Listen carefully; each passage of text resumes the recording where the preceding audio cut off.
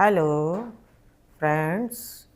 आज हम इंडिया और नेबर के आसपास की प्रॉब्लम के विषय में बात करेंगे।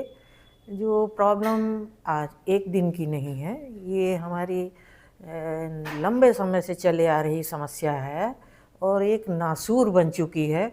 और आज ऐसा लगता है कि ये अब हमारे लिए असहनीय हो गया है और ह्यूमन राइट वायलेशन भी कह सकते हैं इसको। अब उस आदमी का क्या करोगे जिसका बुचर माइंड हो गया है।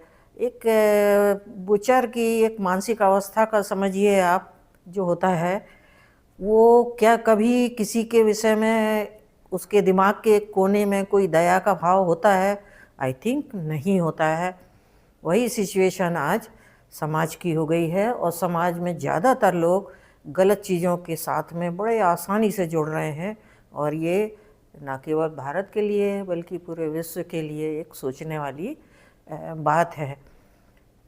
ये हम लोग 200 साल तक हम अंग्रेज़ों की आज़ादी के लिए लड़ते रहे, धीरे धीरे करके जैसे तैसे करके 1945 में हमारा लिबरेशन का डिसाइड हुआ। तो अंग्रेज़ों ने बड़े बुद्धिमानी से इसको देखा कि हिंदुस्तान पाकिस्तान को यदि कम्युनिटी में, जात में, धर्म में डिवाइड होने का हम बेनिफिट उठाते हैं और इसको नहीं करते हैं तो शायद हमारा अस्तित्व ख़त्म में हो जाएगा और हम दुनिया में कहीं नहीं रह पाएंगे। और उनका भी उद्देश्य शायद इंडिया से जाना नहीं था। वो चाह रहे थे कि इनको लड़ने दो, इसी तरह से डिवाइड करते रहो तो ये टाइम खिंचता रहेगा और उसका फ़ायदा उठा के हम रूल करते रहेंगे। अल्टीमेटली 45 को सडनली 35 दिन के अल्टीमेटम में एक रेड क्लिफ को बुलाया और बॉर्डर डिसाइड करके आधा बंगाल आधा उधर दे दिया ईस्ट पाकिस्तान को, और पश्चिम में आधा पंजाब इधर दे दिया, पाकिस्तान को दे दिया। तो लोग देखिए कितने, आप आज से 70 साल पहले आप उस सिचुएशन में डाल के देखिए कि जब परिवार टूट के आधा आधा गया होगा, पूरा परिवार नष्ट हुआ। उन बेचारों को पता ही नहीं था कि हम अब किस देश में होने वाले हैं, क्या बनने वाले हैं, हमारा क्या होगा, हमारे ज़मीन जायदाद का क्या होगा, बच्चों का क्या होगा। सब चीज़ अनसर्टेन थी और डिवाइड करने का एक दिन डिसाइड हो गया। और पाकिस्तान को पंजाब भी मिल गया। पंजाब में आज हम यदि बहुत ध्यान से देखें तो ये शायद हमारे लीडर्स की भी गलती रही कि सबसे उपजाऊ वाला भाग है नदियों का, सतलज, चिनाब, रावी का, जो इम्पोर्टेंट नदियों का मेजर पानी, और एग्रीकल्चर फर्टाइल लैंड जिसको हम क्या बोलते हैं, दोआब बोलते हैं नदियों का, जो कि कछार का एरिया बोलते हैं, जो फर्टाइल होता है, वो पाकिस्तान को चला गया। सेम थिंग ये हो गई बांग्लादेश के डिवाइड होने से। हमारी जो बंगाली बोलने वाली हिंदू पॉपुलेशन बांग्लादेश में रह गई थी, तो वो वहीं रह गई। लोगों ने सोचा ठीक है, उनने शायद अंदाज भी नहीं किया होगा कि आने वाले समय में क्या सिचुएशन बदलेगी। लेकिन आज 70 साल बाद सब कुछ ख़त्म हो चुका लगता है। जिस तरह से बांग्लादेश में अभी एक हफ्ते पहले जो कत्लेआम किया और हिंदू कम्युनिटी को वहाँ पे मारा, आग लगाई। देखिए कितना असहनीय या दर्दनाक वो वाक़या है। आपको बताऊं कि एक आदमी को फैक्ट्री से निकाल के लाते हैं, लाने वाले कौन होते हैं? उसके को वर्कर ही होते हैं, जो साथ में उठते बैठते खाते रहते हैं। उनकी सेंसिटिविटी कहाँ चली जाती है जब हमारे साथ रहने वाले को हम ये करते हैं? तो आप बहुत ध्यान से सोचिए। आप तो यहाँ आके ये लगने लगता है कि रिलीजन, जिसको इंग्लिश में बोलते हैं रिलीजन, शायद जो हम गॉड का एक बहाना लेते हैं, गॉड के लिए तो शायद सभी एक होते होंगे, लेकिन यहाँ आके रिलीजन के नाम पे लोगों ने ठेका ले लिया है और उसको निकाल के बाहर लाते हैं, मारते हैं, मार के उसको रौंदते हैं, रौंदने के बाद उसको एक झाड़ पे टांग के और आग लगाते हैं, सरेआम लगाते हैं। पुलिस वहाँ की व्यवस्था खड़ी रहती है। ऐसे समय में मिलिट्री का, पुलिस का क्या काम होता है? सडनली अपने लॉ एंड ऑर्डर को हाथ में लेना होता है, लेकिन किसी ने नहीं लिया। और उसके बाद सॉरी बोल के वो बोल के इसको और अपना बचाव करने की कोशिश की जाती है। एक सॉरी कितना छोटा सा और एक आई थिंक गंदा शब्द हो गया है, जिसको अब हमें एक्सेप्ट करना बंद कर देना चाहिए। सॉरी का कोई मायने नहीं होता, ये अंग्रेज़ों के लिए होता होगा, हमारे लिए सॉरी का कोई मतलब है नहीं है। अब उस आदमी के परिवार को आप देखो जिसके यहाँ पे किए ये हुआ, और सेम सिचुएशन में ये इस कहानी को लेके ये लोग अपने मदर फादर, अपने भाई बहनों के यहाँ जाके ये दिखाते हैं कि ऐसा हुआ। तो उस मदर से पूछो, चाहे इनके भी रिलीजन के हो गए, उस मदर से पूछो वो क्या सोचती है और क्या जवाब देना चाहेगी। आई थिंक कोई भी एक जो समझदार मदर होगी कभी इसको सपोर्ट नहीं करेगी जो हुआ। अभी कल परसों फिर वहाँ असम और उसमें देखा होगा आपने, भूकंप ज़्यादा आते हैं तो वहाँ ज़्यादातर वुडन घर बनाए जाते हैं, जो छत भी घास फूस की भी रहती है, गुंडी भी नहीं रहती है, और सिंपल लोग हैं वहाँ, उनकी लिविंग सिंपल भी होती है। गुंडी लगा लगा के घर में बंद कर कर के और हिंदुओं के घर जला दिए। अगल बगल में आपको उनके साथी रह रहे हैं, जिनके साथ आप काम कर रह रहे हो, क्या उनमें से कोई 2, 4, 10 आदमी भी नहीं होता तैयार होता है जो ये बोल सके कि ये गलत है, ये नहीं करो? तो आई थिंक करना नहीं चाहते हैं।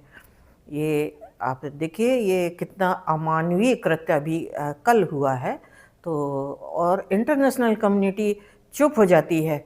जब इंडिया को एक डेमोक्रेसी के नाम पे कोई ज्ञान बांटना होगा तो ज़रूर आ जाएंगे, लेकिन ऐसे समय में ना बाहर की कम्युनिटी ने बोला, ना यहाँ की कम्युनिटी ने कोई स्ट्रॉन्ग स्टेप लेने की कोशिश की। ऐसे समय में ज़रूर आना चाहिए। तो जब भी कोई आदमी गलत करता है तो उससे उसका हौसला टूटता है।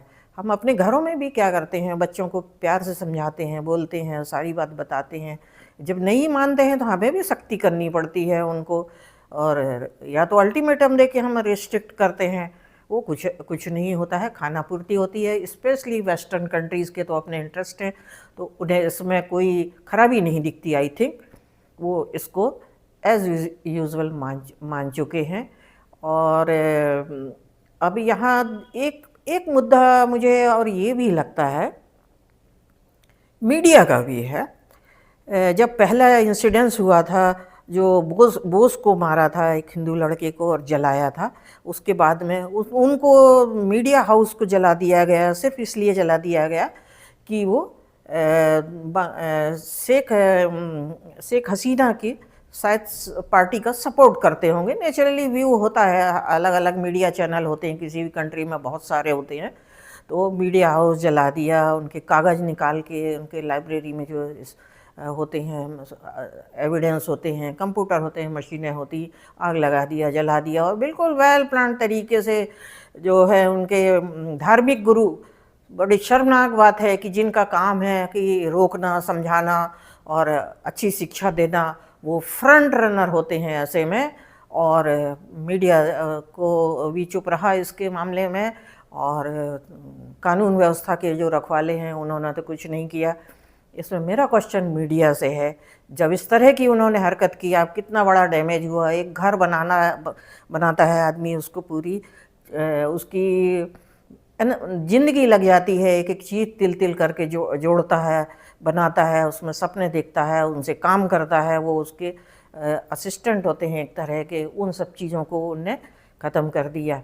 क्या यहाँ जिम्मेवारी नहीं होती थी? सार्वजनिक रूप से पूरे मीडिया की जिम्मेवारी नहीं थी कि वो इस तरह की हरकत करने वाले कोई भी कंट्री में हो उनका बाइकआउट करें, उनको कवरेज ना दें और अपनी बात को बाहर से रखें?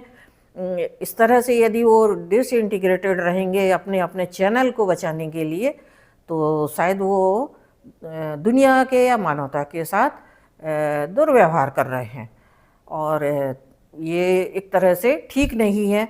मुझे लग रहा था कि आप मीडिया को बोलना चाहिए, आप एक सभी लोग, सभी चैनल से मैं कहूँगी कि आप देखिए, जो संवाददाताओं को मैं देखती हूँ, छोटे छोटे बच्चे होते हैं, 20 साल, 25 साल, 22 साल के, 5,000, 10,000, 20,000 रुपए के लिए डे एंड नाइट, रात दिन, बारिश हो, आंधी हो, तूफान हो, आगजनी हो रही हो, दौड़ते रहते हैं, रात रात भर खड़े रहते हैं ठंड गर्मी में कवरेज के लिए।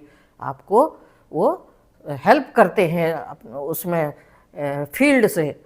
तो आपको क्या, आपकी जिम्मेवारी नहीं होती है कि आपको मीडिया को पूरी तरह से बचाएं?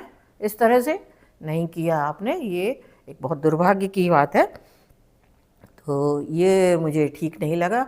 और दूसरा, मैं किसी भी कंट्री में इस तरह की हरकतें होती हैं तो उसका बिल्कुल मीडिया को विरोध करना चाहिए। यदि मीडिया एक साथ हो जाएगा और अपना काम जिम्मेवारी से करने लगेगा तो शायद डेमोक्रेसी बचा पाएंगे।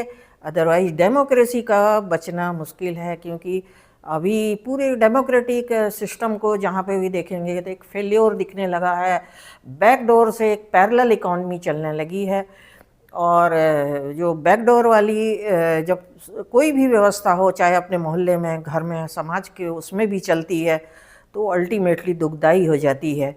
तो वही हाल वर्ल्ड का भी हो रहा है। आप देखो, हर कंट्री में कुछ ना कुछ अव्यवस्था मचाई हुई है और वो ठीक नहीं है। ये मेरा आज का कहना था।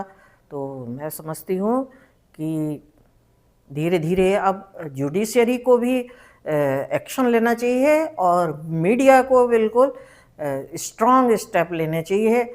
और पूरे वर्ल्ड मीडिया को, इतने बड़े बड़े हाउस होते हैं करोड़ों के, और पूरा सुबह से शाम तक चकाचौंध दिखाते रहते हैं, पैसे कमाते हैं।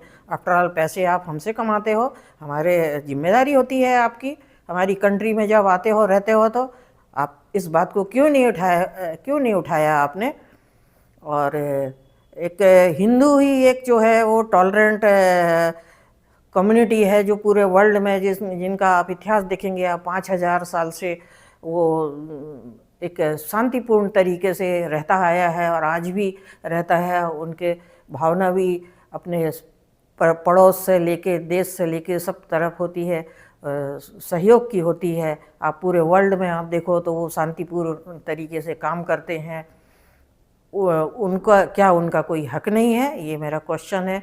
और मैं पब्लिक से भी धीरे धीरे उम्मीद करती हूँ कि नहीं, अब पब्लिक को भी ये जानना चाहिए, समय आ गया है कि आप अपने अपने प्रॉपर वोट का उपयोग करें, राइट का उपयोग करें, आँख कान खुली रखें, वोट उसको दें, चाहे कोई भी आपका पार्षद हो, विधायक हो, कोई भी हो, कंट्री का हो, बराबर उसके काम और उनके चरित्र के अनुसार आप उनको वोट दें। तो इससे देश का, दुनिया का भला होगा।